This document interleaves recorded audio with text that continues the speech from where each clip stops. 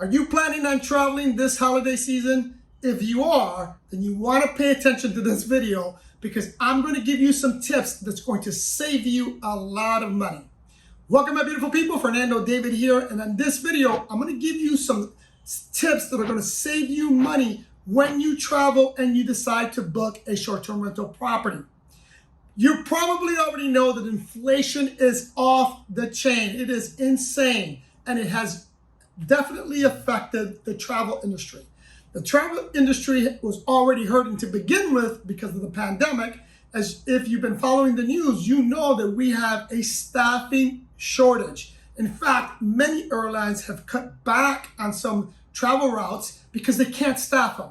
And in addition to that, because of gas prices and because of inflation, things are insane. I'm just going to give you some numbers that I pulled off Kayak to give you a comparison what airline tickets cost today versus a year ago.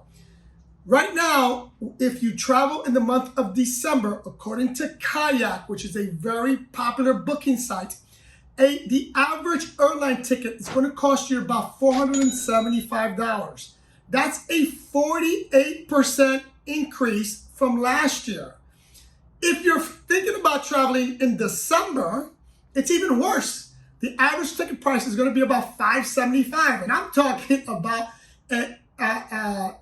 economic, meaning I'm talking about the cheapest seats you can find. That's what you're going to be paying for if you decide to travel this holiday season. But I got some good news for you because I'm going to show you how you can save on your next short-term rental stay, specifically if you decide to stay on Airbnb. In addition, if you stay to the end of this video, I'm going to give you a great tip that at a minimum is going to save you 15% on your next reservation. So let me begin with the first tip. The first tip is the following. When you're looking through Airbnb and you're looking through all the properties and all the options that you have, look for listings that have 0 reviews. The reason I want you to do that is because that means that is a brand new listing, and oftentimes that listing is being run by a brand new host, and that host is dying for someone to book their property. So my recommendation to you is before you book it, send that host a message, something to the effect of, "Hi, my name is so-and-so. I'm brand new to Airbnb. I really like your listing, but you have 0 reviews. So would you mind if I book it and if I give you a positive review, giving me a discount?" You didn't see that coming? On this listing.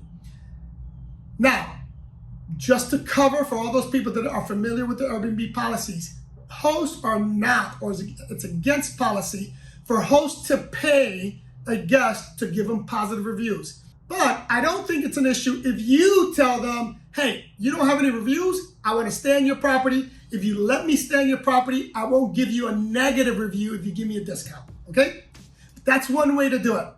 The second thing, that's the first tip.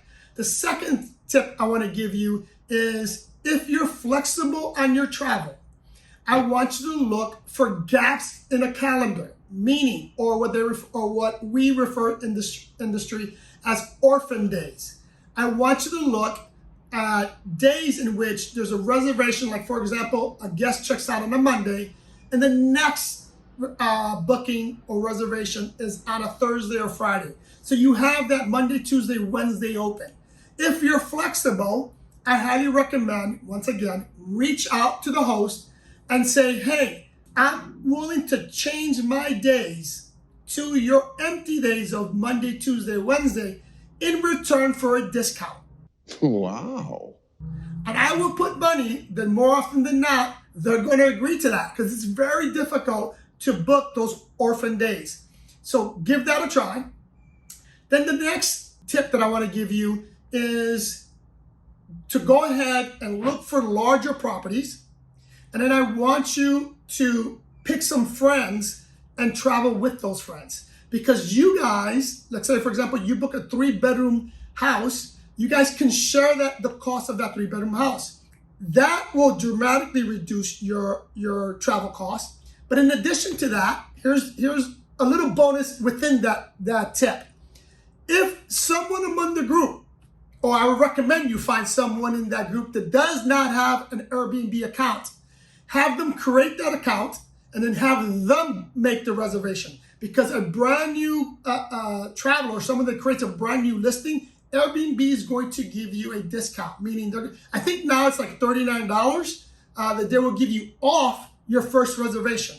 So not only will you have a discount from the host, but then you have $39 that you can take off, and that'll cover some of your taxes and fees in that reservation.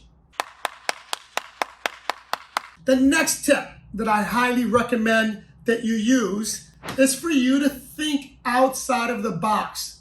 There's a lot of unique properties out there, and oftentimes you're gonna have the ability to book those properties for much less than your standard property. I'm gonna give you an example. I have a pretty decent portfolio of properties. Within my portfolio, I have a tiny house and I have a container house.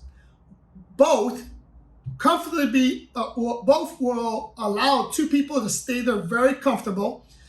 In fact, my container house, you probably can have 3 people there and stay there very comfortable. And especially my container house, it's on 3 acres. It has a lot of amenities, gym, lots of stuff. And the average daily rate for that is $89. When you compare that to a 1-bedroom apartment or a studio, where the average in South Florida, the average daily rate for a 1-bedroom apartment, it's about $135. There's a big savings there. But here's the bonus. And here's the one that I think it's really going to save you a lot of money. At a minimum, it's going to save you 14%. And that is, when you find the property that you like, or find the top 3 properties that you like, I want you to Google the host of each property. Because oftentimes that host is going to have a direct booking website. If they do, I'm going to put money that if you just book from the direct booking website, that it's going to be cheaper than others. In addition to that, you're going to save a minimum of 14 to 15% on fees from the platforms. Now, I'm going to give you my example, and I'm going to give you another tip on top of that. For example, if you book directly with us, especially if you book during times in which we have, like the holidays, we're going to have a discount code for that. In fact, if you look in the description below, you're going to see the discount code for this upcoming holidays. So if you book with us, we are priced 15% below Airbnb's pricing. In addition, you're going to save the 15% in fees that you're going to get from Airbnb if you book with us. Plus, you're going to save 15% if you use the code, or the days you're booking qualifies for the discount code that we're providing. So that right there is a 45% discount in your next stay. On top of that, if you book longer, a week or a month, almost everyone across the board today will give you a very decent discount for that. Here's one thing also to compare, because I see a lot of people make this mistake.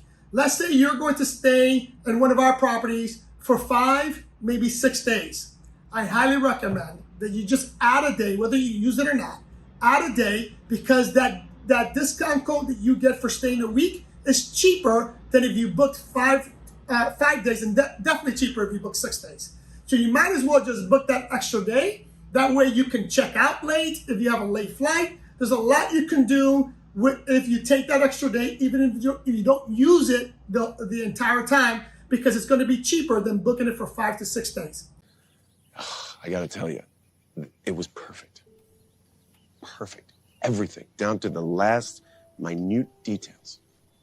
I hope this information was useful. If it was, hit the like button. If you haven't subscribed, please subscribe. And please, please, please follow me on Instagram. I love you guys, and I'll see you in the next one.